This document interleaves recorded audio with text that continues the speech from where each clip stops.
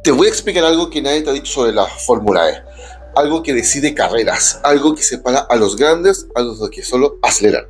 Estamos a solo una semana de comenzar el campeonato en la 12ª temporada y esto es muy interesante. Vamos a hablar sobre el Energy Management. Vamos. Okay, let's go.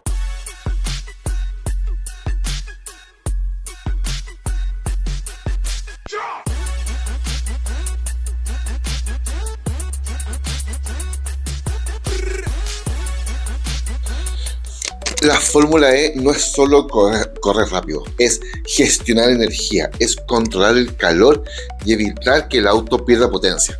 Todo esto, lo que te estoy diciendo, está respaldado por un documento de la Universidad de Cranfield en el Reino Unido. El paper, se llama Optimal Energy Management for Formula E Cars with Regulation Limits Thermal Constant. Este documento explica muy bien y muy técnico cómo es la mejor y qué es lo más eficiente para poder ganar carreras. Tengan ojo con esto. Cuando tú tienes un SOC, un State of Charge, que lo vimos en el video anterior, alto, es decir, con alta batería, existe más eficiencia, existe menos movimiento de la batería, menos calor. Cuando empieza a bajar, empieza a existir algún movimiento de calor más fuerte. Pero cuando ya el state of charge es bajo, es cuando tienes menos potencia y se requiere más esfuerzo para la batería empezar a mover este monoplaza de 600-700 kilogramos. Y ahí es cuando se produce el derating. El derating, para los que no saben, es un dispositivo que es un bloqueo. Cuando existe un exceso de temperatura y el monoplaza está en riesgo, el derating se activa y se bloquean todos los componentes.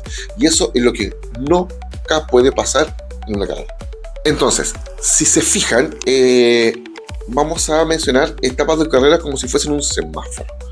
Si una carrera tiene 30-32 vueltas, lo vamos a separar en tercios. El primer tercio de la carrera, desde la 1 a la 10, luz verde. Es sobrevivir al caos, sobrevivir al roce, a los golpes. Aquí no importa tanto la eficiencia. No hay que gastar mucho, pero sí hay que estar preocupado de sobrevivir a este caos constante. Luego, en el semáforo, en el color amarillo, vamos a hablar entre la vuelta 11 y la 25. Ojo, donde se produce la mayor cantidad de movimientos. Aquí el auto empieza a disminuir el porcentaje de batería. Aquí entra en juego el Attack Mode, una potencia extra. También empieza a correr efecto el Pit Boost, una recarga extra, que es como agüita cuando tiene mucho calor. Es como el respiro. Y luego, en el semáforo ya en rojo, en las últimas 5 o 6 vueltas, entre la 26 y la 32, es cuando empieza el final crítico, donde el auto está un poco más liviano, entre comillas.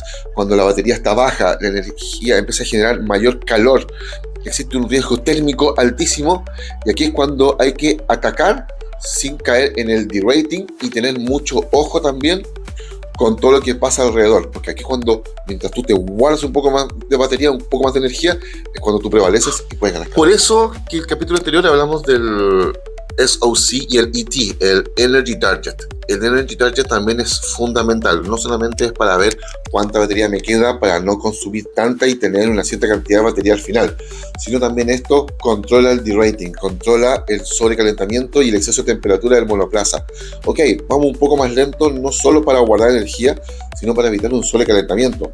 Ojo con la temperatura ambiente. En carreras como Brasil, como lo que ocurría en el sudeste asiático, era mucha temperatura, era mucho riesgo.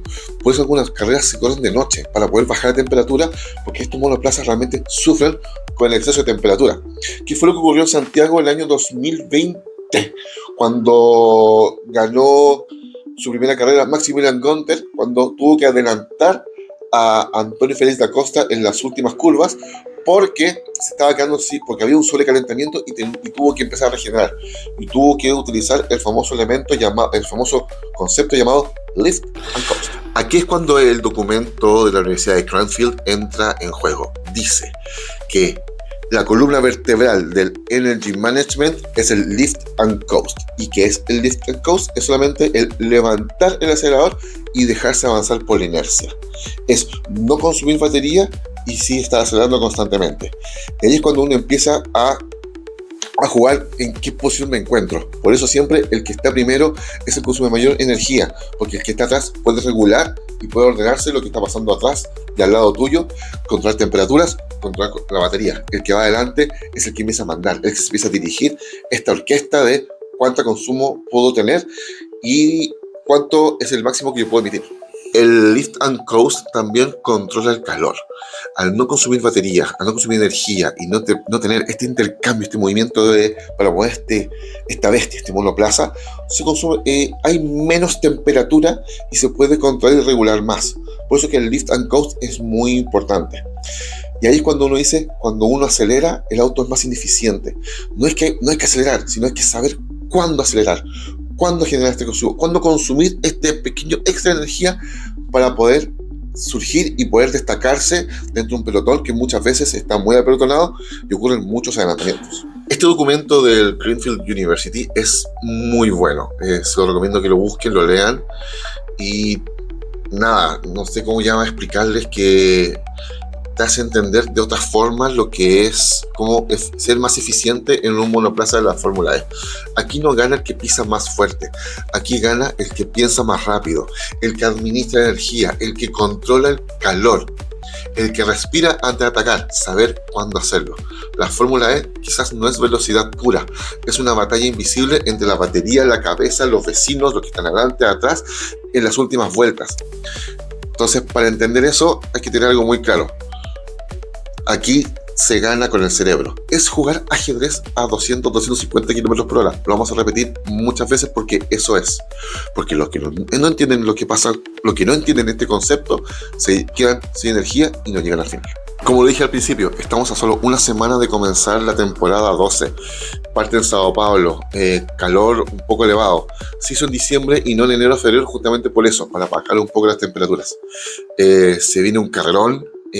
No olviden seguirme en redes sociales, no olviden seguir lo que está pasando en la Fórmula E. Ya hay anuncios de compromiso con el Gen 4, con algunos monoplazas, como el caso de Mahindra, que fue hace un par de días atrás. Así que nada, un abrazo, que estén muy bien, no se queden sin energía, vamos con todo, nos vemos, chau.